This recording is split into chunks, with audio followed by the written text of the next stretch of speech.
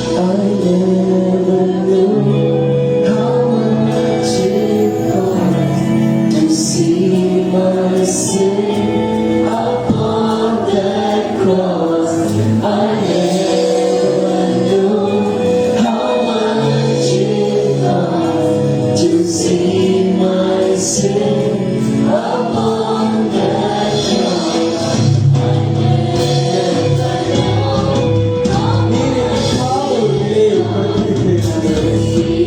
அந்த விலை தேர்ந்து ஆண்டவரே, நாங்கள் அந்த அர்த்தமுள்ள வாழ்வை வாழ நீர் எங்களுக்கு உங்களுடைய ஜீவனையே தந்தீர் ஆண்டவரே.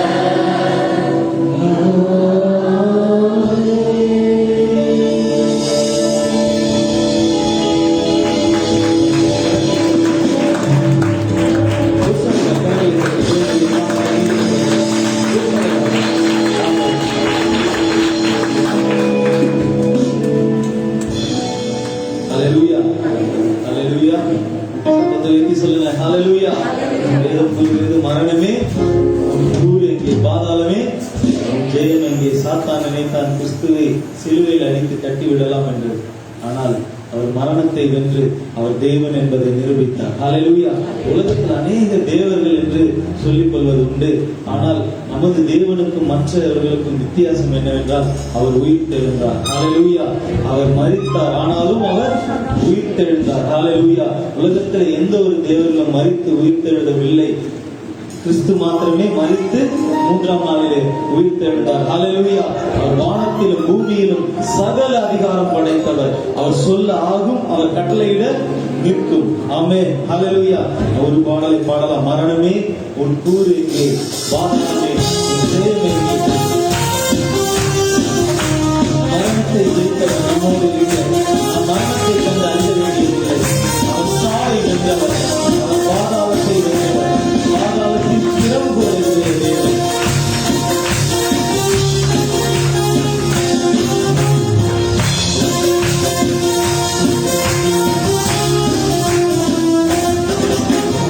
மரணமே உன் கூறு எங்கே, பாதாளமே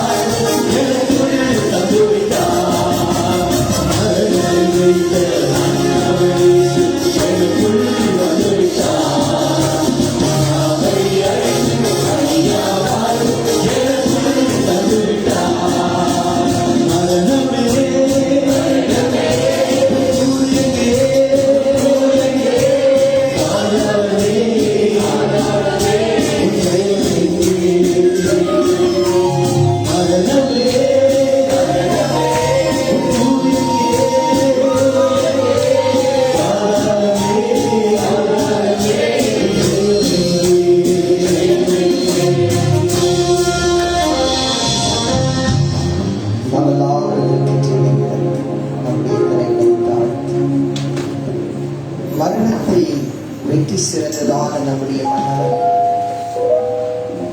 உலகத்தின் எந்த சக்தியும் மரணத்திற்கு முன் மண்டியிட்டு நிற்கும் பொழுது வேதம் நமக்கு சொல்கின்றது, மரணம் அவரை கட்டக்கூடாமல் போயிற்று என்று சொல்லி. பாவத்தின் சம்பளம் தான் மரணம். யார் ஒருவன் பாவம் செய்யவில்லையோ, யார் ஒருவன் பாவத்தின் கட்டுகளில் தன்னை இணைத்துக் கொள்ளவில்லையோ, அவர்களால் மட்டுமே பாவத்தையும் மரணத்தையும் ஜெயிக்க முடியும்.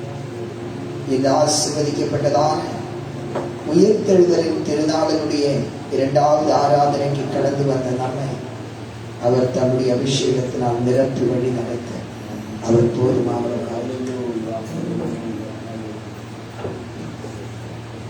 உழையான சேற்றினின்று தூக்கி எடுத்தவரே, உழையான சேற்றினின்று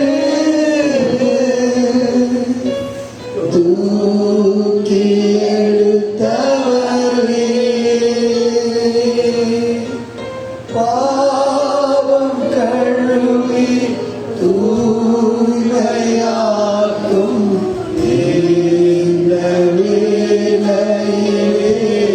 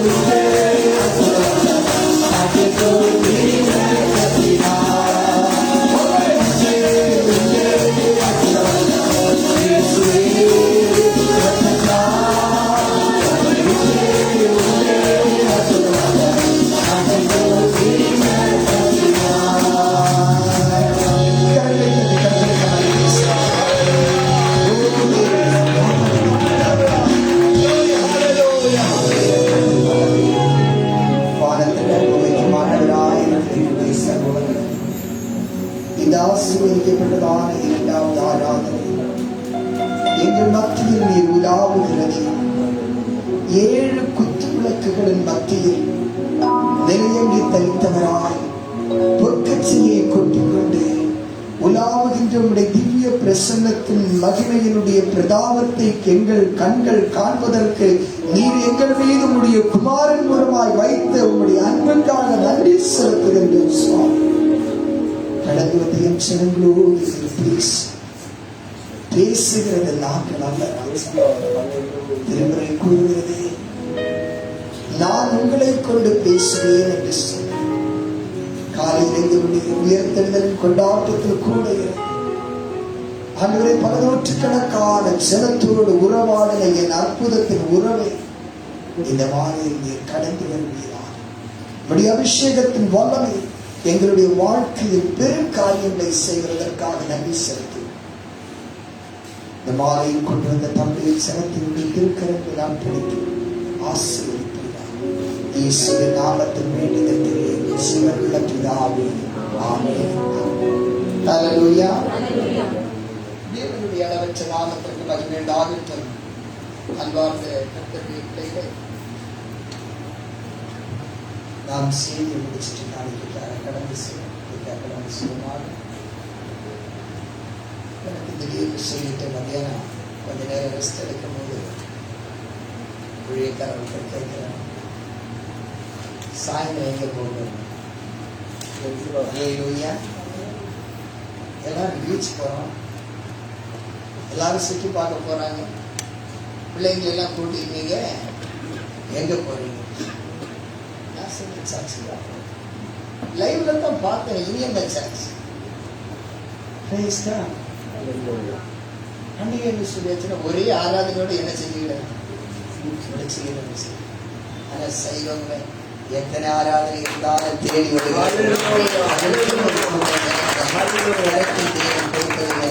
கர்த்தரை துதிப்போமாக. தேவன் உண்மையாய் தேடுகிற சினத்தை தேவன் ஆசீர்வதிக்கிறவராக. நம்முடைய தேவன் பரிசுத்தராயிருக்கின்றார். அவர் நமக்கு சொல்லிக் கொடுத்த மாபெரும் வாக்குகளை வச்சு நான் பரிசுத்தராய் இருக்கிறது போல திடீர்னு பண்ணி பார்த்திருப்பீங்களா? திடீர்னு அந்த பண்ணி போட்ட குட்டி மாடு மாதிரி இருந்தா அது பிடிக்குமா? சொல்ல மாட்டீங்களா? யானை போட்ட குட்டி கழுதமா இருக்கு, அது பிடிக்காது. அதுக்கே தெரியும் இது யாருடைய குட்டி கிடையாது.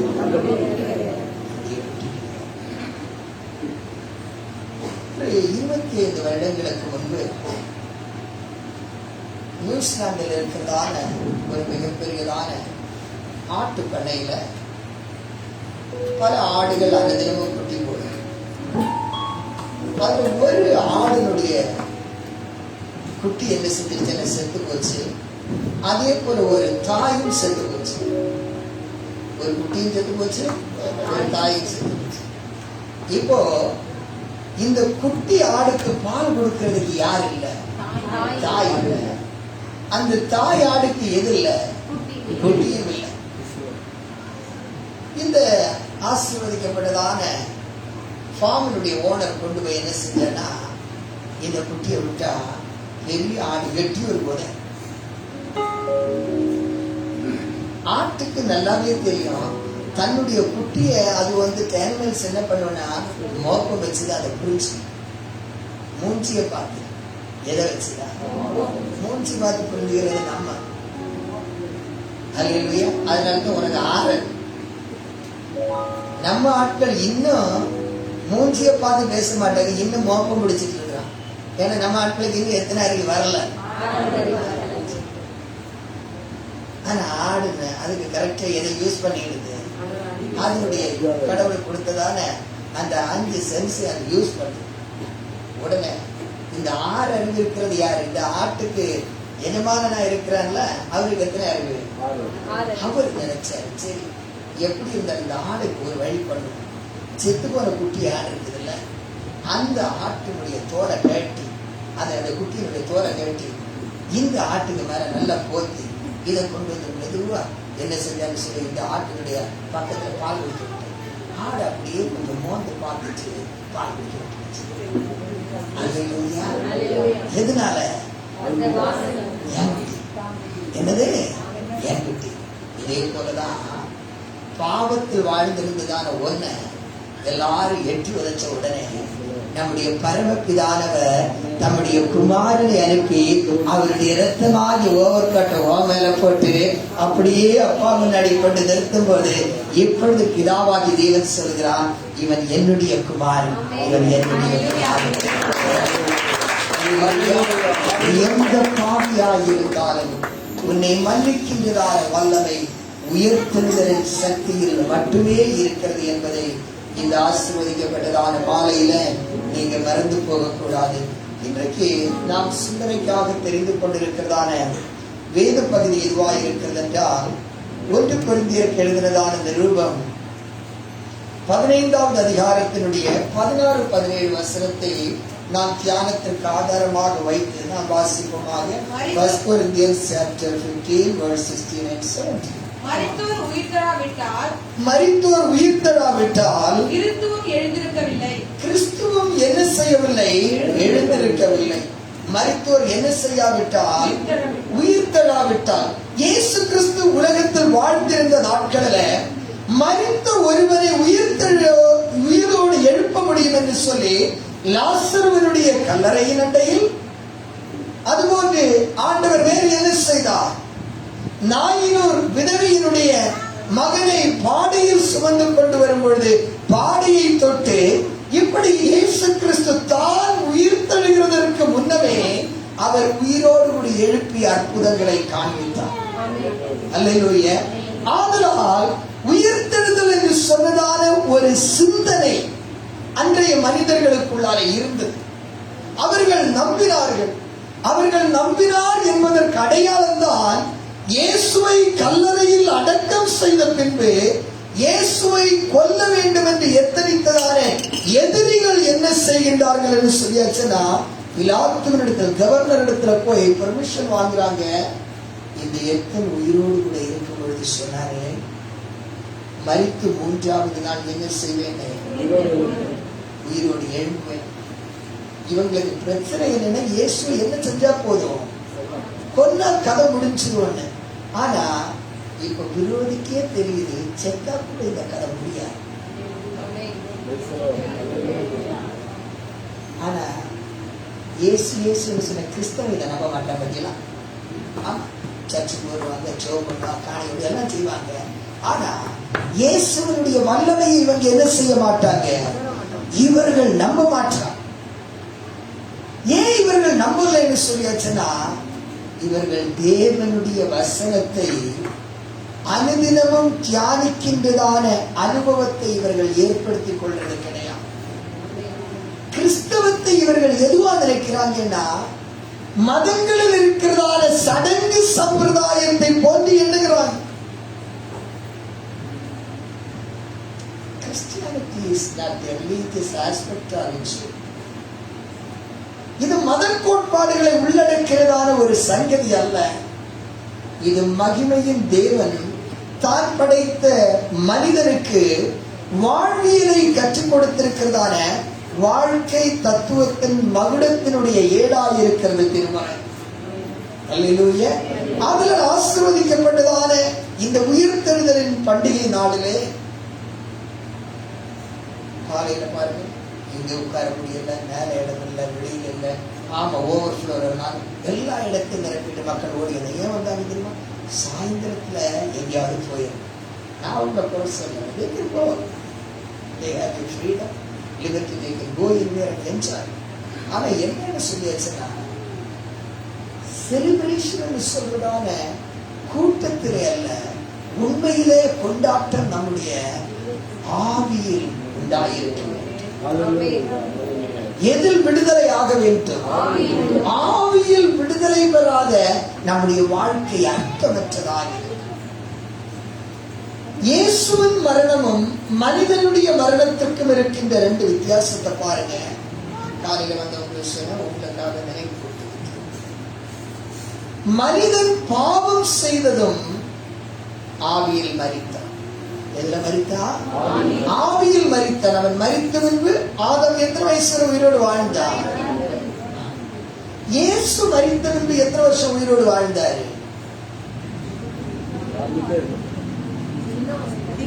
இயேசு எதில் மரிக்கவில்லை? அவர் ஆவியில் மரிக்கவில்லை. அவர் எதில் தான் மரிச்சார்? மாம்சத்தில் யாரெல்லாம் மரிக்கிறார்களோ அவங்க மறுபடியும் ஜீவன் பெறுவாங்க. எதுல? மாம்சத்தில் மரிக்கிறவர்கள் மறுபடியும் என்ன செய்வாங்க? ஜீவன் பெறுவாங்க. ஆவியில் மரிக்கிறவர்களுக்கு என்ன கிடையாது? திரும்ப ஜீவன் பெறுகிற சாக்கியம் கிடையாது. அந்த ஜீவனை தருவதற்கு பரமபிதாவால் மட்டுமே. அல்லேலூயா. இதைத்தான் நம்முடைய ஆண்டவராகிய இயேசு கிறிஸ்து யோவான் எழுதின சுவிசேஷம் 10ஆம் அதிகாரத்தினுடைய 17வது வசனத்தில் சொல்றாரு பாருங்க. யோவான் 10ஆம் அதிகாரத்தினுடைய 17வது வசனத்தை குறிப்பாக, நான் என் ஜீவனை மறுபடியும் அடைந்து கொள்ளும்படிக்கு அதை கொடுக்கிறபடியினால், யாரு? நான் என் ஜீவனை மறுபடியும் அடைந்து கொள்வதற்கு Jesus himself, he can receive his life again. நம்ம எல்லாம் செத்துட்டோம்னா நம்முடைய வாழ்க்கை, நம்முடைய ஜீவனை திரும்ப நம்மளால பெற்றுக்கொள்ள முடியும்? நோ. ஏன்னா ஆவியில் சாகிற ஒருவனால அவன் மறுபடியும் எழும்ப முடியாது.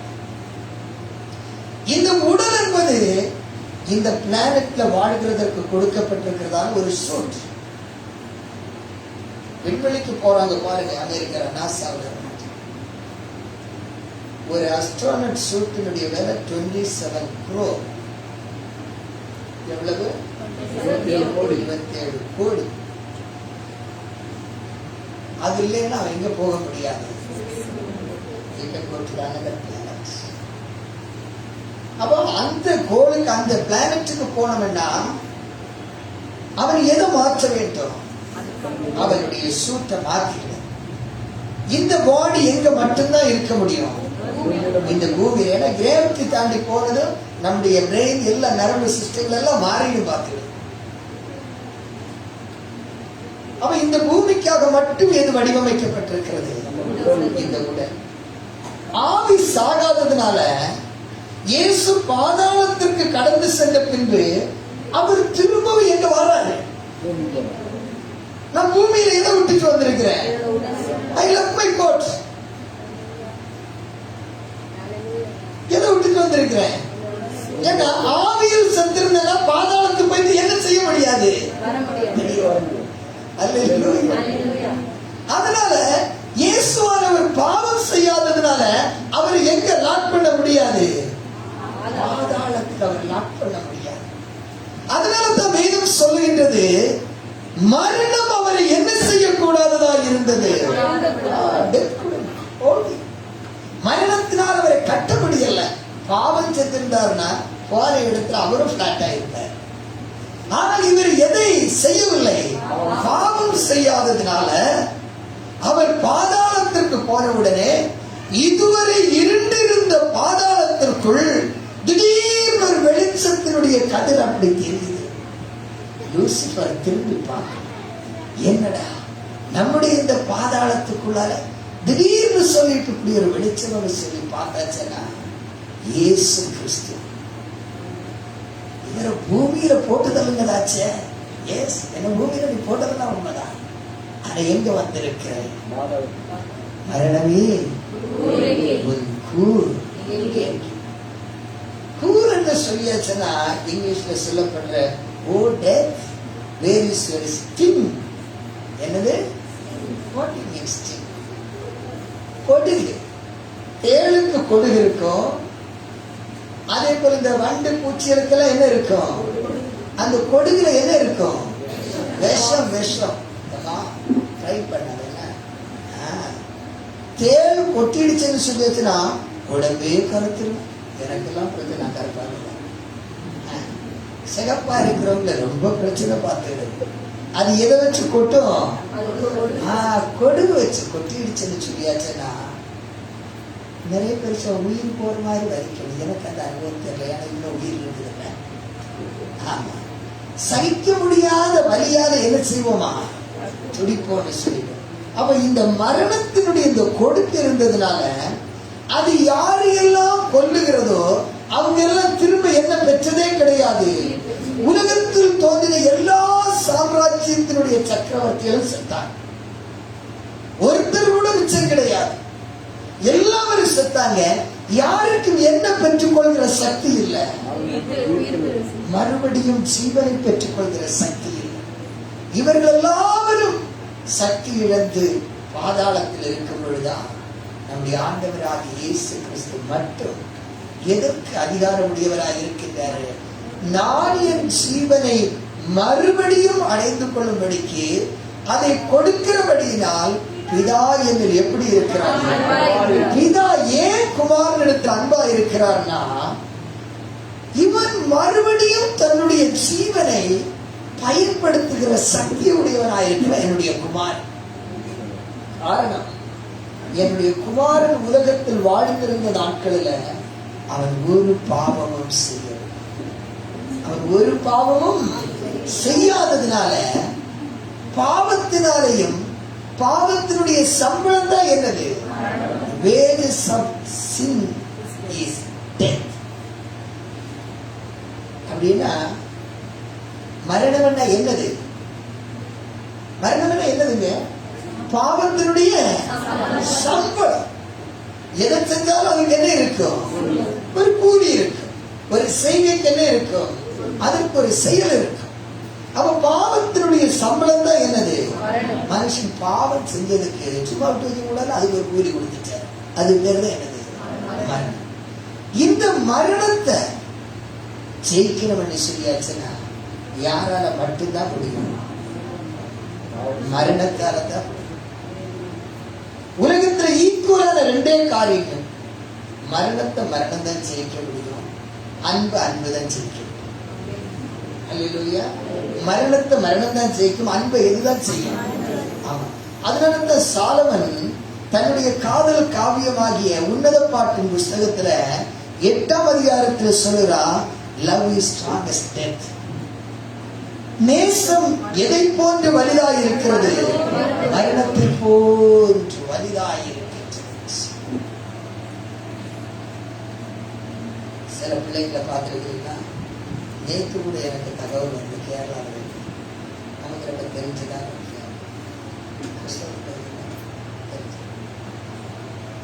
குழந்தை தற்கொலை பண்ணிச்சு. அதே இப்போ எல்லாம் யாரும் சூசைட் பாட்டுக்கெல்லாம் போறது கிடையாது. ஏன்னா இப்ப எல்லாமே பாண்ட் ஆயிடுச்சு.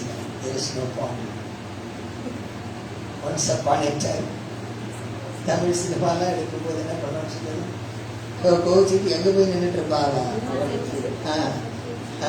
அங்க போய் இருப்பான். எதுக்கு? வேற எதுவும் கீழே குதிக்கிறது. இப்போ எல்லாம் யாரும் என்ன செய்யறது கிடையாது. இப்ப இடையில யார் நிற்கிறாங்களோ அவளை தள்ளுறது குடிப்போம். ஆமா, இப்ப எல்லாம் யாரும் குதிக்கிறதெல்லாம் கிடையாது. நம்மகிட்ட சொல்றது, அப்பா அம்மா வந்துட்டு தப்புதண்டா பண்ணக்கூடாதுன்னு சொல்லு, நீங்க செத்து போங்க, நீங்க என்னைக்கு சாவீங்களோ அன்னைக்குதான் நாங்க நல்லா வாழுவோம். என்னுடைய காலம் எப்படி மாறி போச்சு பார்த்தியா? அப்பா அம்மா செத்துட்டானே இருக்கிற எதையாவது எடுத்து வச்சுட்டு வரும். அதை எப்படி வாழ்ந்துட முடியும் சொல்றா? அல்லேலூயா. கர்த்தர் இதெல்லாம் சொல்லி கொடுக்கல. உனக்கு பிரம்மையில பித்து பிடிச்சு எதையோ உளறிட்டு நடக்கிற புரியுதுல்ல? அதனாலதான் ஆண்டவர் சொல்றதான வார்த்தையை கேளு. இயேசுக்கு ஏன் இந்த சக்தியை கொடுத்தாருன்னு சொல்லியாச்சுன்னா, அவர் என்ன செய்யல? பாவத்திற்கு முதல் காரணம் என்னன்னு சொல்ற பார்த்து, the fundamental thoughts of sin is selfishness. என்னது? அந்த சொல்ல வருத்தமா இருக்குல்ல? The fundamentalism of the sin's root is selfishness. சுயநலம். ஆண்டவர் சாப்பிடக்கூடாதுன்னு சொல்ல சாப்பிடாது. அப்பா அம்மா வேண்டாம்னு சொன்ன நீ என்ன சொல்லு? வேண்டாம்னு சொல்லு. பிதாவாகிய தேவன் அவருடைய பிளேஸத்தை உங்க அப்பா அம்மா மூலமா உனக்கு சப்ஸ்டிடியூட் பண்றாரு. எத்தனை பேருக்கு அது தெரியும்? எத்தனை பேருக்கு தெரியும்? தெரியும்னு சொல்லிட்டு அப்பா அம்மா சொல்லும் போது ஏன் அப்படி வளைஞ்சிருக்கிற கோடிக்கிட்டு போற? இதுதான் அநேக நேரத்துல சொல் பேச்செல்லாம் கேட்க மாட்டோம். ஆனா எங்களுக்கு எல்லாம் தேவை. ஆண்டவர் இந்த இடத்துல இயேசுநாதரை வச்சு நமக்கு ஒரு பாடத்தை கற்றுக் கொடுக்கிறார். குமாரனே, நீ பூமியில் வாழ்கிற நாட்களில் பாவம் செய்யாதிருந்தான் நீ மறுபடியும் எதை பெற்றுக்கொள்ள முடியும்? நான் இந்த பூமியில ஆண்டவரை தேடி வந்தது வித்தியாசமான மதங்கள் இருக்கிற பிள்ளைங்க தான் இங்க இருக்கிறீங்க. அது ஒவ்வொரு மதத்தில் என்னெல்லாமோ பிரிவு, அதுல இருந்தெல்லாம் ஓடோடி வந்தீங்க. அந்த பின்பு ஏன் இயேசுநாதரை தேடி வந்தோம்? சுகம் கிடைச்சதுனாலயா? அற்புத அடையாளங்கள் நடச்சதுனால? அதெல்லாம் ஒரு சாதாரண காரியம். அற்புத அடையாளம் இதெல்லாம் ஒரு சிம்பிள் மேட்டர். இதெல்லாம் என் ஆண்டவரால் செய்யக்கூடியதான காரியம். ஜெபித்து உங்க கண்ணு முன்னாடி எத்தனையோ அற்புதங்களை பார்த்தீங்க. எல்லாவற்றையும் தாண்டி செத்து போனால வர போய் ஜெபிச்சு எழுப்பணும்ல. இவ்வளவு இதெல்லாம் அல்டிமேட்டான ஒரு பெரிய மிராக்கிள்னு சொல்றேன். இதெல்லாம் நம்ம ஒரு பெருசா பப்ளிசிட்டி பண்ணிட்டு ஒரு அவசியம். இவ்வளவு அற்புதத்தை செய்ததான தேவன் சொல்லாரு, அற்புதமும் அடையாளம் எல்லாம் ஒரு மேட்டர் கிடையாது ஊழியத்தின் மத்தியில. எதுதான் மேட்டர்னு சொல்லி வச்சுன்னா, நித்திய ஜீவனுக்கு நீ தகுதியா? அல்லேலூயா. பீச்செல்லாம் விட்டுட்டு தான் இங்க வந்திருக்கிறீங்க. எனக்கு நல்ல ஞாபகம் இருக்குது. இதை பிரயோஜனமா மாத்திக்கிடுங்க. நீ ஆண்டவரை தேடி வந்தது எதுக்காக இல்லை? கடன் அடைக்கிறதுக்காக இல்லை. கடன் அடைக்கணுமா? போய் நல்ல வேலையை தேடி கடன் அடைச்சு. ஹலோ, கடன் அடையணும் போய் என்ன செய்யும்? நல்ல வேலை செஞ்சு என்ன அடைஞ்சிடும்? கடன் அடைஞ்சு. அதெல்லாம் ஒரு பெரிய மேட்டர் கிடையாது. நிறைய பேர் நினைக்கிறாங்க ஜெபிச்சா என்ன அடைஞ்சிருவாங்க அப்படின்னா, நம்ம இந்திய கவர்மெண்ட் இந்தியாவில் எல்லா ஊழியக்காரனை கொண்டியாப்பா ஜெபிங்கடா சாமி, இந்தியாவுக்கு இருக்கிற இத்தனை லட்சம் கோடி கடன் அடையட்டுமேன்னு சொல்லிட்டு யாருக்காவது இதுக்கு தம்பு இருக்குது? கிடையாது. என் பிள்ளைல எனக்கு உங்களை ஏமாத்துறதுல என்ன இருக்கிற அந்த இடத்தை சொல்லிவிடு. கேட்டுட்டு ஒழுங்கா வாழ்ந்துட்டு சொல்லி நீ நல்லா இதுவரை கேட்டு நல்லாதான் இருக்கிற, நீங்களும் நல்லாதான் கனவுதும் கண்டிச்சு வராது. அல்லேலூயா. ஆமா. அப்ப வியாதியினுடைய கதை என்னன்னு சொல்லுது? வியாதிக்கு நீ டாக்டர் தேடி போறல. நான் எப்பவுமே சொல்லுவேன், டாக்டரால முடியலன்னு இங்க வா. டாக்டரால முடியலன்னு 11 பையன் கிட்னி டாக்டர் சொல்லி நீ செத்து முடியும்னு சொல்லிட்டு ஒரு நாள் அவங்க ரேஷ்மா ஒரு பையனை கூடின 3 நாள் தான் உயிரோடு போய் இதுக்கு வர முடியாது, எல்லாமே போச்சுன்னு சொல்லிட்டு அவனுக்காக ஜெபிச்சான். கருத்துக்காக அவன் புதிய கிட்னியை கொடுக்க பிள்ளைய பெற்றுக்கிட்டு திருமங்கலத்தில் உட்கார்ந்துட்டு இருக்கிறான். இயேசுநாதரை விட்டு விட்டான். ஆனால் கடவுள் நம்ம வேண்டதுனால என்ன செய்யறாரு? இன்னொரு பையன் பிரெயின் டியூமர், அவன் அப்பா வந்து வேண்டான். சபைக்கு முன்னாடி எல்லாருமே கேட்டாங்க, ஃபாதர் சாகிறது என் குழந்தை நான் மாத்திரை வாங்கி எப்படியும் கொடுக்குறேன், குழந்தை சாகாம இருக்கு. நான் சொன்னேன், ஏன்டா நீ மாத்திரை வாங்கி ஒன்னால முடியாது, ஆர்வ கோளாறுல 2 மாசம் வாங்கி கொடுப்பேன், அதுக்கு நீயே ஆசைப்படு இந்த குழந்தை செத்தா போதும்னு சொல்லணும். ஏன்னா மாசம் 10-12,000 ஒரு ஆட்டோக்காரனோட சம்பாதிச்சு மாத்திரை வாங்க முடியும்னு நினைக்கிறீங்க? சபையாய் செலுத்த அந்த குழந்தையை தேவன் அந்த வாரத்திலேயே உடைத்தார். கர்த்தர் உடைத்தார். ஆரோக்கியமா ஸ்கூலுக்கு போயிட்டு எல்லாம் மருத்துவமனையை கைவிட்டதான ஒரு குழந்தை எங்க இருந்து குண்டத்தோடு இந்த ஜாய்ஸ் கூட்டிட்டு வந்து பார்த்தா அந்த பிள்ளை பேர் நினைக்கிறாங்க சவுந்து. மெடிக்கல் சயின்ஸால கூட அவளுக்கு உதவி செய்ய முடியும். காரணம் என்னன்னா, இடுப்புக்கு கீழே செயல்படக்கூடியதான பிரெயின்ல உள்ளதான நரம்பு சிஸ்டம் என்ன செய்யல, அது அந்த குழந்தைக்கு டெவலப்பே ஆகல. அப்புறம் டாக்டர் இது என்ன எலக்ட்ரிசிட்டியா சும்மா டாக்கா அடிச்சு லைட்டை பற்ற வைக்கிறதுக்கு என்ன ஆகுது? இதெல்லாம் எலக்ட்ரிசிட்டி எல்லாம் கிடையாது. இல்லாத ஒண்ணு டாக்டர்லாம் உருவாக்க மாட்டாங்க. ஏதாவது சைக்கிள்ல கூட டயர் பஞ்சரானா என்ன செய்வான்? ஓட்டுவான். இதுக்குதான் நம்ம டாக்டர் வச்சிருக்கோம், பஞ்சர் போடுறோம். ஆனா இங்க என்னதே கிடையாது, டயரே இல்லையே, பிறகு எங்க இருந்து போய் பஞ்சர் போடுறது சொல்லலாம். ஆமா, நல்ல மூட ஆமா. அப்ப என்ன பிரச்சனைன்னு சொல்லிடுச்சுன்னா, இங்க டயரே கிடையாது, அப்படிதானே பஞ்சர் இஞ்சர் ஏதாவது போடலாம்னு சொல்லுவோம். பார்த்து நம்ம சில எண்ணெய் பார்த்துருக்கீங்கன்னா அந்த ஒரு எண்ணெயை கொடுத்துச்சு இதை எங்கள் குழந்தைக்கு தேய்ச்சிட்டு இப்போ கடையில் விற்கிற எண்ணெய் வாங்கி தேய்க்கிறான் வச்சாங்க. கடையில் 1000 ரூபாய் கூட வாங்கினாலும் அது ஒர்க்காகாது. இந்த எண்ணெய் விசுவாசத்துக்கு முடியாது. கொண்டு தேய்ச்சிட்டே இருந்தாங்க. ஒரு வாரம் ஆச்சு, ஒரு மாதம் காணும். இப்போ 2வது மாதத்துல ஒரு நாள் விடிய காலையில் ஃபோன் பண்ணி, ஃபாதர் என் குழந்தை திடீர்னு கால் அசைக்கிறேன். நான் முதல் நாளே சொன்னேன், இவள் சைக்கிள் ஓட்டுவா, இவள் பரதநாட்டியம் ஆடுவா, இவள் உள்ள தாழ முடியும்னு சொல்லுவேன். இப்போ மரம் எல்லாம் ஏறியாக அப்படி தாழ முடியலப்பா. நடக்கிறேன் இங்க நடக்க நடக்காது. இதெல்லாம் எங்கேயும் நடந்த நல்ல வேலை. வேற ஏதாவது சொன்னா நீங்க சொன்ன பாதி யாரு தொட்டிட்டு கொடுத்து செய்யணும், நிறைய செட்டப்ல இதே போல சாப்பிடணும்னு சொல்றாங்களா எனக்கு தெரியல. ஆனா இதெல்லாம் நம்முடைய கண்களுக்கு முன்பு தேவன் செய்த அற்புதமாக இருக்கிறது. ஏன் ஆண்டவருக்கு செய்யறாருன்னா, நீ இந்த வசனத்தை நம்பணும்னு சொன்ன ஒரே காரணத்துக்காக. ஆண்டவருடைய நோக்கம் உனக்கு என்ன செய்வதல்ல, அற்புதம் செஞ்சு செஞ்சு உன்னை கூட்டிட்டு வரதுல ஆண்டவருடைய நோக்கம். பரலோகம் கொண்டு போய் சேர்க்கணும் என்பதை யாருடைய நோக்கம்? ஆண்டவருடைய நோக்கம். எல்லாரும் என்ன செய்யணும், அந்த கடன் தீரும், பிரச்சனை தீரும் சொல்லி எல்லா பிரச்சனையும் தீரும். உண்மைதான். நான் கேட்கிறேன், ஏன் ஆண்டவருடைய பிரச்சனை எப்படி தீரும்? நீ யாருடைய பிரச்சனை? You are the trouble of Christ. நீ அவருடைய பிரச்சனை. அவர் இந்த பூமியில இருக்கிற ஓ பிரச்சனையை தீர்க்கிறதுக்கு இல்ல.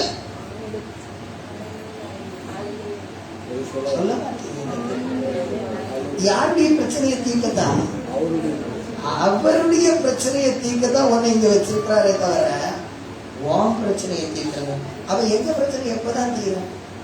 அவருடைய பிரச்சனையை தீர்க்கப்போ உனக்கு பிரச்சனை ஒண்ணு இருக்கவே இருக்கு.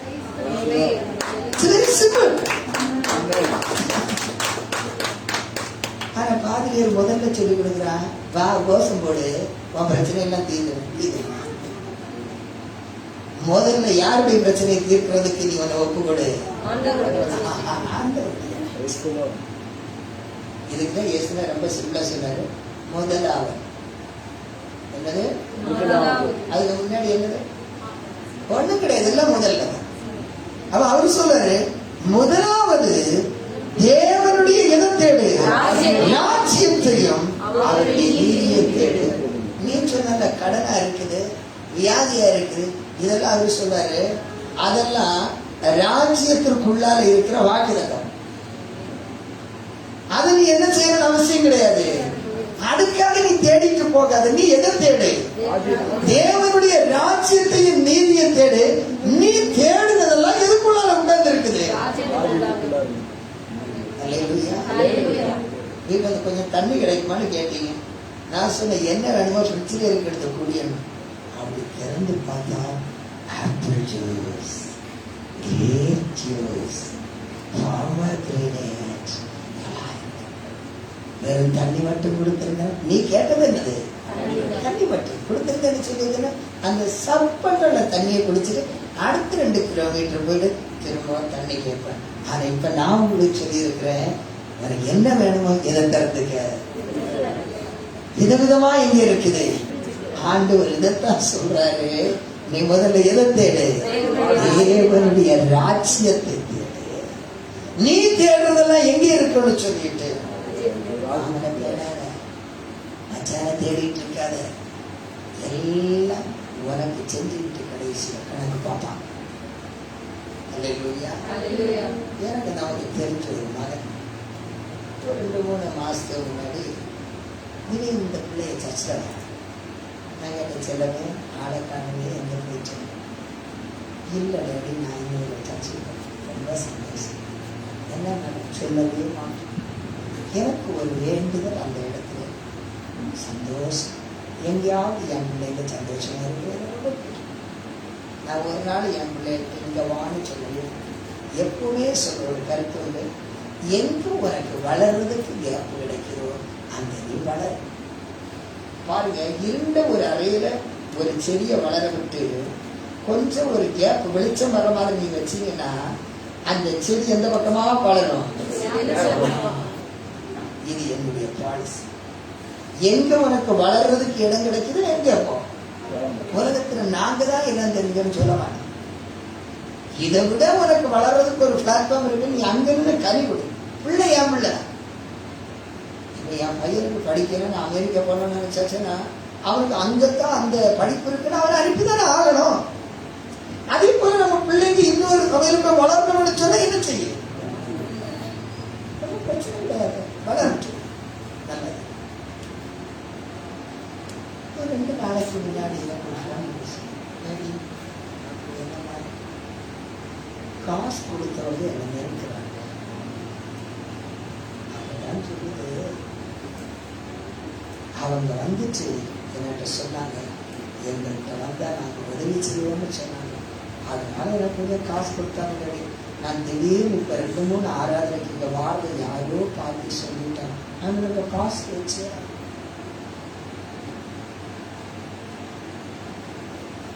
அற்புதம், அதிசயம், தேவைகள் சந்திக்கப்படுவது யாரை தேடாத. நான் பல கோட்ஸ் எழுதின ஒரு கோட்ஸ், தேவைகளுக்கு அந்த இறைவனை தேடாத, இறைவனே தேவை என்று தேடு. அல்லேலூயா. தேவைகளுக்கு நீ யாரை தேடாத, அதுக்காக என்ன ஆண்டவரை தேடாத. எனக்கு யாரு தேவை? எனக்கு என்ன ஆண்டவர். அல்லேலூயா. பவுல் சொன்ன, மரணமானாலும் ஜீவனானாலும் வேறு எந்த சிருஷ்டியானாலும் நாம் நம்மிடத்தில் அன்பு கூறுகிறவராலே முற்றிலும் நாம் என்ன செய்யப்பட்டவர்களாக இருக்கிறோம்? முற்றிலும் ஜெயக்கொள்ளுகிறவர். பிரச்சனை வேதனை எல்லாம் சமாளிக்கிறதற்கு அவருடைய பரிசுத்த ஆவி இருந்தால் நம்மளால என்ன செய்ய முடியும்? நம்மளால அவைகளை மேற்கொள்ள முடியும். அல்லேலூயா. பாருங்க, இங்க ஆண்டவராகிய இயேசு கிறிஸ்து நமக்கு சொல்கின்றாரு, நீங்கள் பரிசுத்த முடிவுகளாய் வாழ வேண்டும். நாம் சிந்தித்ததான வசனத்தில் திருப்பி வந்து முடிக்க போறேன். 17வது வசனம் 15 கிறிஸ்து எழுந்திராவிட்டால் விசுவாசம் வீணாயிருக்கும். எது வீணாயிருக்கும்? விசுவாசம் வீணாயிருக்கும். The purpose of resurrection என்று சொன்னதான தலைப்பினுடைய முதல் காரியம் எதுவா இருக்கிறது சொல்லியாச்சுன்னா, நாம் ஒன்றை விசுவாசிக்கும் பொழுது அந்த விசுவாசத்திற்கு ஏற்றதான காரியங்கள் செயல் நம்ம நடக்காவிட்டால் நம்மள வீணர்கள்னு சொல்லுவாங்க. உங்க சொந்தக்காரங்க சில இருக்கிறவங்கள்ட்ட கேட்கிறாங்களா இல்லைன்னு எனக்கு தெரியல. நிறைய பேர் என்கிட்ட சொல்லி இருக்கிறாங்க, இந்த இயேசுட போனிய உனக்கு என்ன கிடைச்சது கேட்கிறாங்களா இல்லையா? கேட்பாங்க. ஏன்னா போன உனக்கு எதுவும் பெருசா கிடைச்ச மாதிரி தெரியல. அடிக்கடி என்ன செய்யறான்? கோயில் ஓடுறா பாத்தியா. ஆனா இவ்வளவு வந்துட்டு சுபாவம் மாறும். முந்தியாவது பரவாயில்ல, இயேசுவை ஏற்றுக்கிட்ட பிறகு அப்படியே வெறுபிடிச்சு நாயமார் இருக்கிறப்பா. வேதம் சொல்லுது, பேரை மாத்திக்கிட்ட சாந்த குமார். என்ன குமாரி? சாந்த குமாரின்னா என்னது? சாந்தத்துக்கே இவன இளவரசியம் அப்படிதான் இல்லைங்க பண்ணல. சாந்தத்துக்கு இவதான் என்னது? ஆனா அவளை சீண்டிப்பாரு, சர்ப்பத்தை விட பயங்கரமான லபகம். இவங்க நினைக்கிறாங்க இயேசுநாதரை தேடி வந்த உடனே நல்ல சேரி, காதுல கழுத்துல எல்லாம் நல்ல டோகாக்கெல்லாம் மாட்டிக்கிட்டு ஞாயிற்றுக்கிழமை ஒரு நாளைக்கு ஸ்டைல நடந்துக்கிட்டு அப்படி போறது ஒரு கம்பீரமா இருக்கும். இல்ல சொல்லும், இயேசுநாதரை தேடி வந்துட்டேன்னா முதல்ல எது மாறணும்? புத்தி சுபாவம் மாறணும். இதெல்லாம் அதனால பத்தி நம்ம சர்ச்சினுடைய போர்டுல மேல எழுதியிருப்பேன், கேரக்டர் சேஞ்சஸ். உலகத்துல முதல்ல உனக்கு மாற வேண்டியது என்னது? சுபாவம் மாறாதது வரைக்கும் நாய் நடுக்கடல்ல போனா கூட இவ்வளவு தண்ணி இருக்கேன்னு சொல்லிட்டு லவ் பட்டன் குடிக்கும். எப்படிதான் குடிக்கும்? நாட்டை விட்டு மியூசிக் போட்டு மியூசிக் போட்டு தான் சாப்பிடும். ஏன்னு சொல்லிச்சுன்னா, ஆமா நாய் நடுக்கடல்ல போனாலும் எங்கடா செய்யும் கலைமணி? நக்கிதான் குடிக்கும். ஏன் அது நக்கி குடிக்குது? நீ கடவுளுக்குள்ளார வந்துட்டு மறுபடியும் பிறந்துட்டோம், இன்னும் அந்த நாய் மாதிரிதான் மியூசிக் போடும். அதனாலதான் வேதமே சொல்லுது, கழுகப்பட்ட பன்றி திரும்பவும் எங்க போறது போல. இந்த பன்னி இந்த எருமையெல்லாம் பார்த்துட்டீங்கன்னா அவங்களுக்கு அந்த சகதிக்குள்ளார காலை விட்டு அப்படி ஒரு உளும்பெல்லாம் உளும்பு அப்படியே ஒரு வெளியே வரும்போது என்னதான் குளிப்பாட்டி போட்டாலும் அவங்களுக்கு எதுக்குள்ளார போடும், அந்த சேர்த்துக்குள்ளார போய் அவங்க அதனுடைய ராஜாக்கள். இப்ப வெளிநாட்டுல பன்னி எல்லாம் பெத்தனிமெல்லாம் வளர்க்குறாங்க. நான் பார்த்தேன், டிவியில போடுறான், பன்னிக்கு ஒரு சின்ன தொப்பி, அதுக்கு அந்த வாழ்க்கையை பாருங்க, அதுக்கு ஜீன்ஸ், அதுக்கு ஒரு குட்டி ஜாக்கெட். எதுக்கு? இங்க மனுஷனுக்கு கிழிஞ்ச துணியை கூட கொடுக்கறதுக்கு ஆள் இல்ல, பன்னிக்கு இதை போடுறாங்க. அதுல பொட்டை பண்ணிக்கு பொட்டை டிசைன், ஆப்பிள்ள பண்ணிக்கு ஆப்பிள்ள டிசைன். ஆனா மனுஷனை பண்ணிக்கு ஆம்புள்ள பொம்புள்ளன்னு தெரிஞ்சு டிசைன் பண்றான். ஆனா இங்க ஆம்புள்ள ட்ரெஸ் பொம்புள்ள போடுறோம், பொம்புள்ள ட்ரெஸ் ஆம்புள்ள. இந்த உயிர்த்தெழுதலுடைய வல்லமை வந்ததுக்கு இந்த பிரச்சனையில இருக்காது பாருங்க. திடீர்னு ஒரு நாள் நம்ம சர்ச்சில் ஒரு பையன் அடியில ஏறினாரா, நான் பார்த்து இவன் என்ன ஆச்சு, ஆனா காதல கம்மல் விடது, என்ன அவனை எப்படா போனா ஐயோ இது ஃப்ரெண்டினுடைய டச் டேடி சும்மா போட்டு. இன்னொரு நாள் ஒரு நாள் பார்த்துச்சுன்னா நம்ம சர்ச்சில் ஒரு நல்ல பாரிய பிள்ளை ட்ரௌசரோட இப்படி யாரோ கிடையாது முன்னாடி இதுன்னு கேட்டேன், ஐயோ மறந்து வந்துட்டேன் போனோம். நான் நினைச்சு தூக்கி முடிக்கும்போது கனவு கண்டிருப்பாலும் சர்ச்சாக இருக்கிறவன். இப்போ ஆம்புள்ள எது போடணும் பொம்புள்ள எது போடணும்னு எனக்கு தெரிய மாட்டேங்குது. காரணம் என்னன்னா இவங்களுக்குள்ள என்ன சக்தி இல்லை, உயர்த்தெழுதலின் சக்தி இருந்துடுச்சுன்னா என்ன செய்யணும் ஆன பகுத்தறிவு உண்டான். இப்ப வேதவசனம் சொல்கிறது, கிறிஸ்து உயர்த்தராவிட்டால் நம்முடைய விசுவாசம் எதுவா இருக்குமா? அப்போ ஒரு ஆண் மகன் தான் ஆணன் உள்ளதை விசுவாசிக்கணும், பொம்புள்ள யாருன்னு விசுவாசிக்கணும், பொம்புள்ள விசுவாசிக்கணும். இந்த ஆண் உள்ளதும் பொண்ணு பொண்ணுள்ளதும் பகுத்தறியாததுனாலதான் குடும்பமே சீர்கெட்டு போறோம்.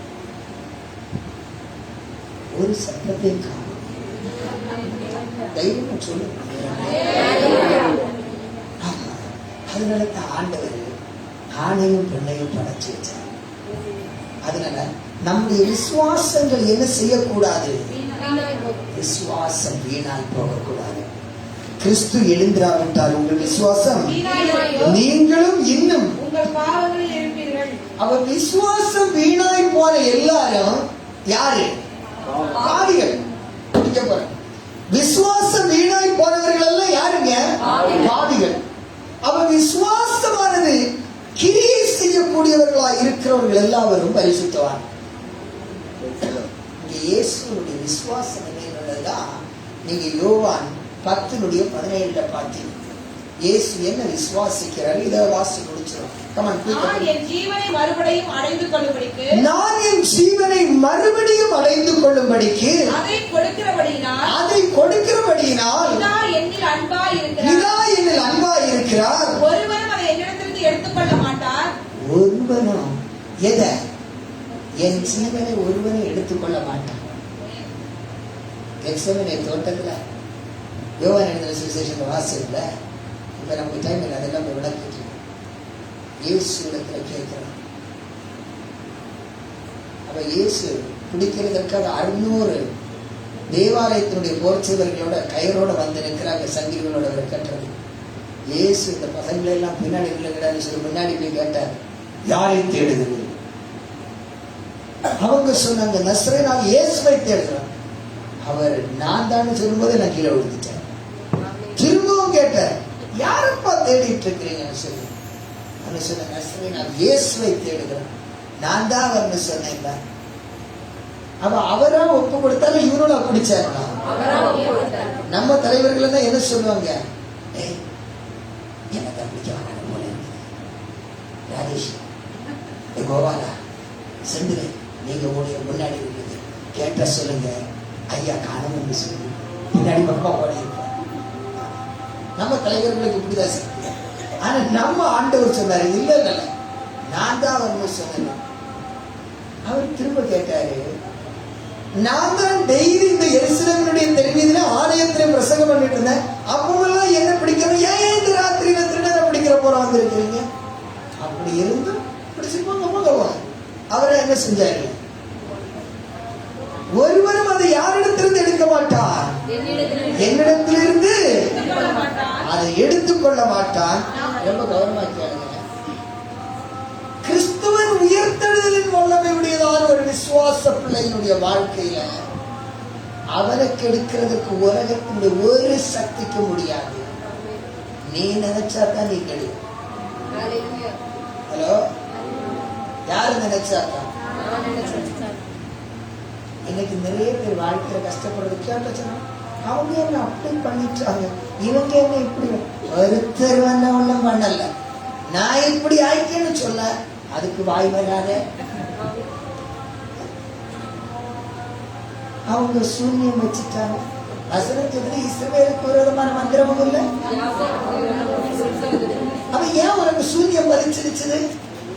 நீ இஸ்ரவேலா வாழல, சூன்யம் பலிச்சிருச்சு. ரொம்ப சிம்பிள் மேட்டர். இதை விட்டுக்கிட்டு ஆண்டவர் பிரசம், ஆண்டவர் என் சொல்லத்தெல்லாம் கேட்கலையா? ஆண்டவரெல்லாம் கேட்டார், நீ சொல் பேச்ச கேட்கலையான்னு சொல்லுவியா? என்னைக்கு சொன்ன, இது சொல்லிடுறியா? என்னைக்காது எல்லாம் சொல்லிங்க, அப்பா இப்படி பண்ணிட்டாரு, நான் எங்க ஓனர் இப்படி பண்ண, இப்படிதான் நீ சொல்லி இருக்கிறேன். என்னைக்காவது நான் தான் பண்ணணும்னு சொல்லி இருக்கிறேன். சொல்ல மனசு வருமா? எங்கிருந்து வரும்? வரும். எப்போ? அபிஷேகம் எனக்குள்ளே நான் நாடி பாடி மகிழ்ந்திடு. எது இருந்தா சொல்லுவோம், நம்ம தான் அப்பிட் ஆயிடுச்சு. எங்க இருந்து நமக்கு இது வரும்? இதனாலதான் ஒருவரும் அதை என்னிடத்திலிருந்து என்ன செய்ய மாட்டான். இன்னைக்கு இந்த ராத்திரியில நல்ல உடனே உங்களை கட்டணும். நம்மளை இந்த உலகத்துல கெடுக்க எவனும் கிடையாதுன்னே வச்சுக்க. கர்த்தருடைய அபிஷேகம் பண்ணின பிள்ளையை கெடுக்கிறதுக்கு யாராலும் என்ன செய்யாது. அப்படி தப்பித்தவர் யாராவது பள்ள நோன்றான, நீ அதை எட்டி பார்த்து அம்மா அம்மா அப்படி போல எனக்காக நோன்ற அப்படிலாம் நீ பயப்பட வேண்டிய அவசியம் கிடையாது. அப்படியே பார்த்துட்டு கொஞ்ச நேரத்தில் நமக்குன்னு ஒரு சத்தம் கேட்டு பாரு, அவரும் உள்ளாங்க. அபிஷேகத்துக்கு இவ்வளவு சக்தி பார்த்துக்கிறேன். அப்ப நம்முடைய விசுவாசம் எவ்வளவு வல்லமையுடையது பாத்தீங்கன்னா. இதை விட்டுக்கிட்டு மற்றவரை கூட சொல்லுங்க. நம்மளுக்கு எடுத்தது யாருதான்? சோமசுந்தரன், கிருஷ்ணன் எல்லாம் கிடையாது. நம்மளே நம்ம தலைக்கு மண்ணாலே போட்டுக்கிட்டு. அல்லேலூயா. அவ தேவனுடைய உயர்த்தலின் வல்லமை உன் வாழ்க்கையில வந்துருச்சு. உன்னை எதுவும் அழிக்க முடியாது, உன்னை எதுவும் அழிக்க முடியாது. இயேசு ஏன் இதை செஞ்சு காமிக்கிறார்னா, மாம்சத்துல வந்த இயேசு நமக்கு ஒரு காரியத்தை சொல்றாரு.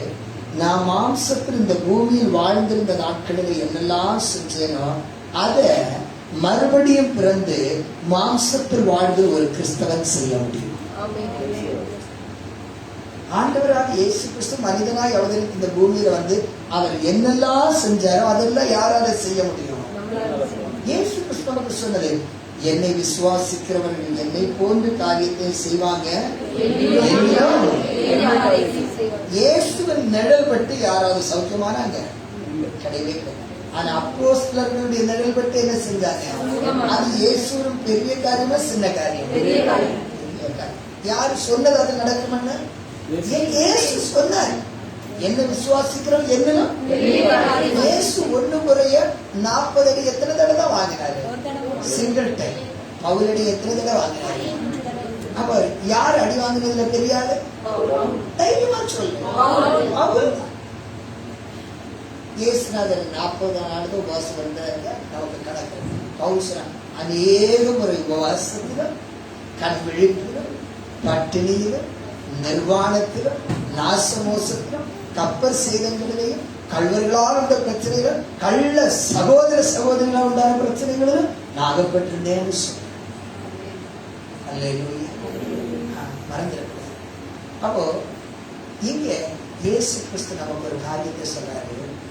நான் எப்படி மறுபடியும் என் ஜீவனை பெற்றுக்கொண்டேனோ அதுபோல நீங்களும் வெற்றியாய் வாழும். நம்முடைய உயிர்த்தெழுதல் பண்டிகையினுடைய நோக்கம் நம்முடைய விசுவாசம் எதுவாய் போகக்கூடாது. நமக்கு என்ன பேரு? விசுவாசி. பாருங்க, விசுவாசியே நீ, விசுவாசியே நீ கலங்காதே.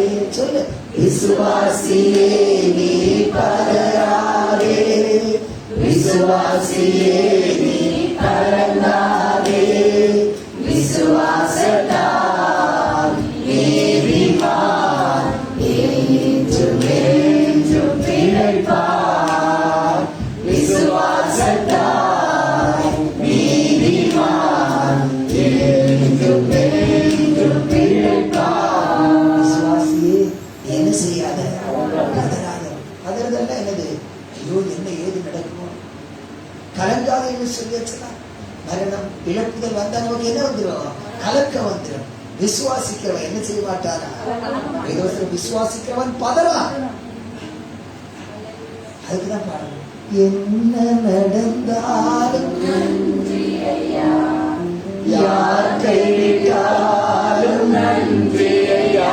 சொன்ன என்ன நடந்தாலும் நன்றி ஐயா, யார் கைவிட்டாலும் நன்றி ஐயா, நன்றி நன்றி இறைவியா நன்றி உமக்குத்தானே, இறைவியா தேவன் உமக்குத்தானே. சொல்லுவோம், இறைவியா நன்றி உமக்குத்தானே, இறைவியா தேவன் உமக்குத்தானே.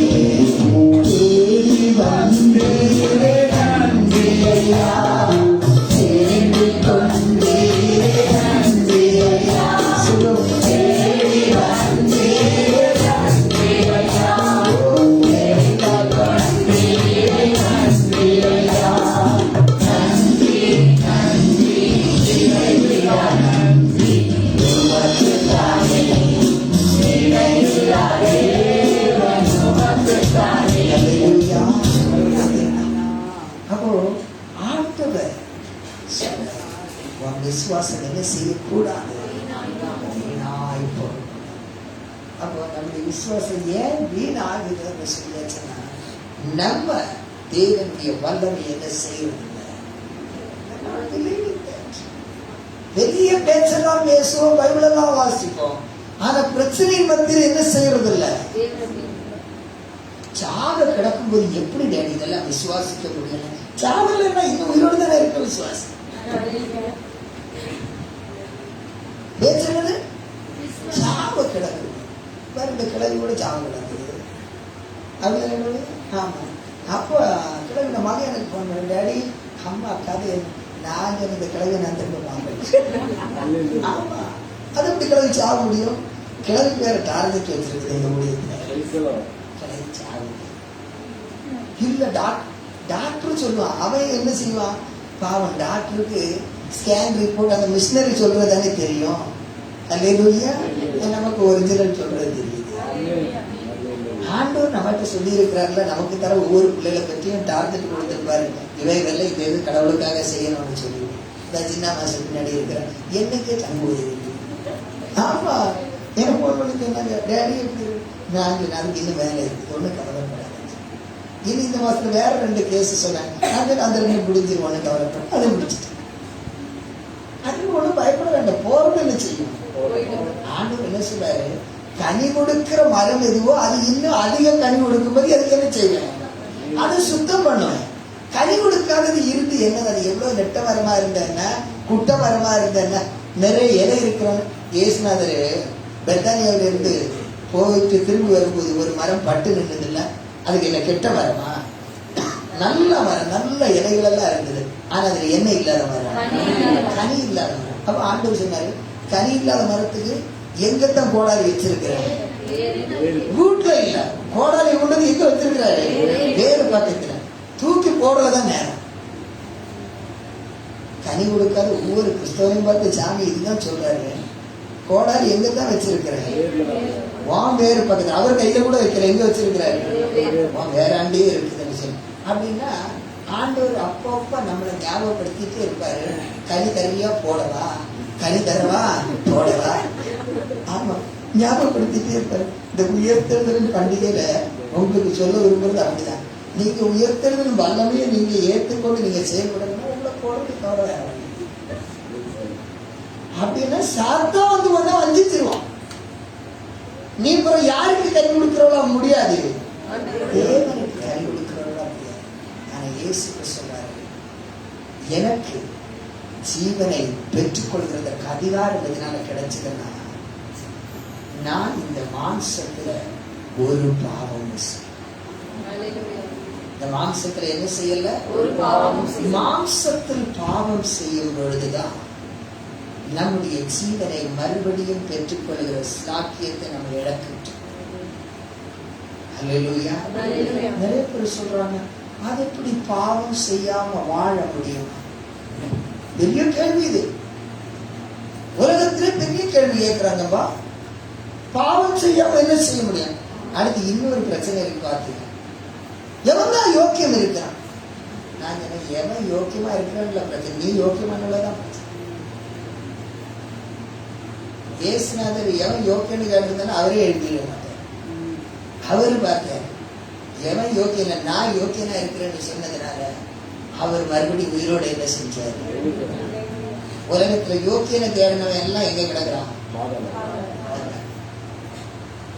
இன்னைக்கு ராத்திரி உங்களுக்கு நான் சொல்ல விரும்புற காரியம் தான் என்ன வேணுமே, ஆண்டவர் தான். நம்ம உலகத்துல மற்றவங்க யோக்கியமான நம்ம தேட வேண்டாம். நம்ம யாரா இருப்போம்? யோக்கியமானவன் சாக மாட்டான். இயேசு சொன்ன, என்னை விசுவாசிக்கிறவன் என்னை மரித்தாலும் ஒரே வசனத்தை முடிச்சுட்டு கிடக்கிற வசனத்துக்கு 1000 வசனம் இருக்குல்ல, திரும்பி வா கூட பாடுவ. ஆமா ஆமா, புரியுது இல்ல? என்னை விசுவாசிக்கிறவன் என்ன செய்வான்? மரித்தாலும் என்ன செய்வான்? பிழைத்தான். எதுல மரித்தான்? எதுல மரித்தான்? இயேசு எதுல தான் மரிச்சாரு? அப்போ பாவத்தில் மரித்தவனுக்கு என்ன கிடையாது? திரும்பி எதுல மரிக்கணும்? அதனாலதான் முடிச்சிருக்கோம். ரோமர் 12:1 அவர் சொன்னாரு, நீங்கள் இந்த பிரபஞ்சத்திற்கு ஒத்தவே தேவனுடைய நன்மையும் பரிபூரண சித்தமும் இன்னதென்று பகுத்தறியத்தக்கதனாலே உங்கள் மனம் புதிதாகிறதுனால என்ன செய்யும்? இப்படி இருக்க முதல் வசனத்துல வாசகம். அப்படி இருக்க சகோதரரே, நீங்கள் உங்கள் சரீரங்களை பரிசுத்தமோ தேவனுக்கு பிரியமான ஜீவ பலியாக ஒப்புக் கொடுக்க வேண்டும் என்று. பிள்ளைகளை ரொம்ப கவனமா கேட்க முடிக்க போறேன். இந்த சரீரத்தை என்ன பலியாக? ஜீவ பலியாக. இந்த உடல் உயிரோடவும் இருக்கணும், ஆனா செத்த நிலையில. இதுதான் உயர்த்தெழுதலுடைய கண்டிஷன். உடல் என்ன நிலையில இருக்கணும்? உயிரோடு இருக்கணும், அதனால செத்த நிலையில இருக்கணும். நமக்கு நேரம் இல்லை பார்த்துக்க. ஆனா பவுல் ரோமர் 8வது இருக்கிற பாவத்திற்கு செத்து. எதுக்கு செத்து? இந்த உடல்ல அப்படியே ஒரு இச்சையான மேட்டர் அப்படியே வரும் பொழுது இந்த உடல் செயல்படாம செத்தது. எனக்கு அது வேண்டாம், அதை எனக்கு ஆண்டவர் கொடுக்கல. யோசிப்ப எஜமான் பொண்டாட்டி ரொம்ப உசுப்பி ஆசையா கூப்பிட்டு யோசிச்சு, இவ்வளவு விதான பாவத்தை என் தேவனுக்கு முன்பதாக செய்வது எப்படி என்று சொல்லிட்டு பாவத்தை என்ன செஞ்சான்? தள்ளிட்டு ஓடுதான். அவன் எதுக்கு செத்தான்? மாம்சத்தினுடைய ஆசை இச்சைகளுக்கு அவன் என்ன செஞ்சான்? யாரெல்லாம் இந்த சரீரத்தில் ஆசை இச்சைகளை கொல்லுகின்றார்களோ அவர்கள் மறுபடியும் அவர்கள் மறுபடியும் என்ன செய்வாங்க? அதுதான் இந்த உயர்த்தெழுதலின் பண்டிகையினுடைய ஸ்பெஷாலிட்டி. அதனுடைய நோக்கம் என்னன்னா, இயேசு கிறிஸ்து சொன்னார். அப்படி இருக்கிறதுனால எனக்கு அந்த அதிகாரத்தை அவர் கொடுத்தாரு. கடைசியா திரும்பி வாங்க, எல்லாரும் பைபிள மூடிடுங்க. யோவான் 10:18 வாசி முடிச்சு. ஒருவனும் அதை என்னிடத்திலிருந்து எடுத்துக்கொள்ள மாட்டான். ஒருவனும் என்னிடத்திலிருந்து அதை எடுத்துக்கொள்ள மாட்டான். நானே அதை கொடுக்கிறேன். யாரே கொடுக்கிறேன்? நானே கொடுக்கிறேன். எவனையும் உயிரெல்லாம் எடுக்க முடியாது. நானே என்ன செய்கிறேன்? அதை கொடுக்கிறேன். நானே அதை கொடுக்கிறேன். அதை கொடுக்கவும் எனக்கு அதிகாரம் உண்டு. அதை கொடுக்கவும் எனக்கு அதிகாரம் உண்டு. அதை மறுபடியும் எடுத்துக்கொள்ளவும் எனக்கு அதிகாரம் உண்டு. அதை மறுபடியும் எதை? ஜீவனை. ஜீவனை ஏன்னா எதுல சாகல? ஆவியில சாக. எதுல தான் செத்துருக்கிறான்? அவன மாம்சத்துல செத்துற. இந்த மாம்சம் ரொம்ப கௌரவமா கேளுங்க. ஆவி இல்லாத சரீரம் செத்ததை போல கிரியை இல்லாத விசுவாசம் இருக்கிறார். ரகசியத்தை புரிஞ்சுக்கணும். அப்போ இந்த உடலில் இருந்து எது பிரிகிறதுனால தான் இந்த உடல் செத்து போகுது? ஆவி திரும்ப வந்தா இந்த உடல் என்ன செஞ்சிடும்? 4 நாள் கழிச்சு லாசருடைய உடல்ல எது வந்துருச்சு? திரும்ப ஆக்டிவேட் ஆயிடுச்சுன்னா உயர்த்தெழுந்த இயேசு நமக்கு சொல்லாரு, இயேசு வர்றதுக்கு 5000 வருடம் கழிஞ்சாலும் இந்த உடல் மறுபடியும் உயிர் பெறும். இந்த உடல் என்ன பெறுமா? உயிர் பெறுமா. அதனால நம்ம சாகும்போது இந்த உடலை எதோட விட்டுட்டு போயிடக்கூடாது? பாவம் செஞ்ச கரையோட வச்சுட்டு போகணும். பாவம் செஞ்ச கரையோட வச்சுட்டு போனேன்னா அந்த பரிசுத்த ஆவியான தேவன் அவர் மறுபடியும் ஜீவனை தரும்போது இதால எழுப்ப முடியும்.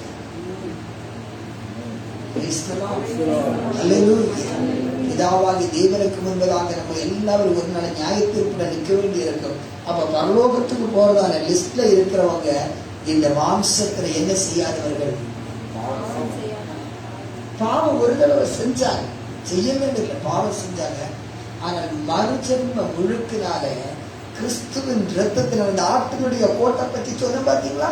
அதே போல இயேசு கிறிஸ்துவனுடைய ரத்தமாகிய ஷீல்டை போட்டு நம்முடைய பாவங்கள் எல்லாம் மறைக்கப்பட்டு மன்னிக்கப்பட்டு ஆண்டவர் சொல்லி, எவருடைய பாவத்தை கர்த்தர் எண்ணாது இருக்கிறானோ அவன்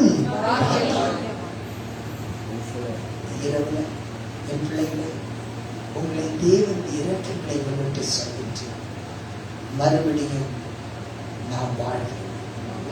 ஒருவேளை கிறிஸ்து வருகிறதற்கு கால தாமதமாக நாம் எல்லாரும் மரித்தால் கூட நாம் மறுபடியும் என்ன பெறுவோம்?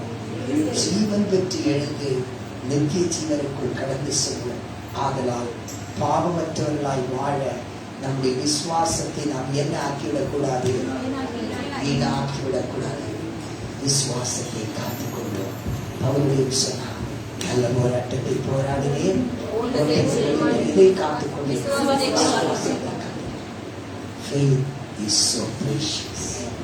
விசுவாசம் மிகவும் காத்துக்கொள்வோம். கர்த்தர் நம்மை ஆசீர்வதிப்பாராக. அல்லேலூயா. நாம் கர்த்தருக்காக விதைக்கின்ற நேரம் எல்லாரும் இருக்கிற இடங்களிலிருந்து எழுந்து நின்று இந்த ஆசீர்வதிக்கப்பட்டதால நாளையும் ஆண்டவருடைய ஊழியத்திற்காக கொடுக்கிறது ஒரு பெரிய ரகசியம். பார்த்துக்கணும். காலையில் மத்தேயு எழுதின சுவிசேஷம் நம்ம வாசிக்கும் பொழுது வேதவசனம் என்ன சொல்லிடுச்சு? அவங்க பொய் சொல்றதுக்காக எதை கொடுத்தாங்களா? பணம் கொடுத்தாங்க. எதை சொல்றதுக்கு? பொய் சொல்றதுக்கா? எது சொல்றதுக்கு? இயேசுநாதர் உயிர்த்தெழுதல பொய் சொல்றதுக்காக எதை கொடுத்தாங்க? பணத்தை கொடுத்தாங்க. உங்களுக்கு எல்லாம் நிறைய வேணும்னு ஆசை. ஆனா ஆண்டவர் என்ன சொல்றாரு தெரியுமா? கொடுங்கள், அப்பொழுது உங்களுக்கு என்ன செய்யப்படும்? தேவனுடைய ஊழியத்திற்கு விசாலம் நிறைந்த இதயத்தோடு கர்த்தருக்காக உதவுங்கள். நீங்கள் அளவில்லாத நன்மைகளை பெறப்படும். அல்லேலூயா.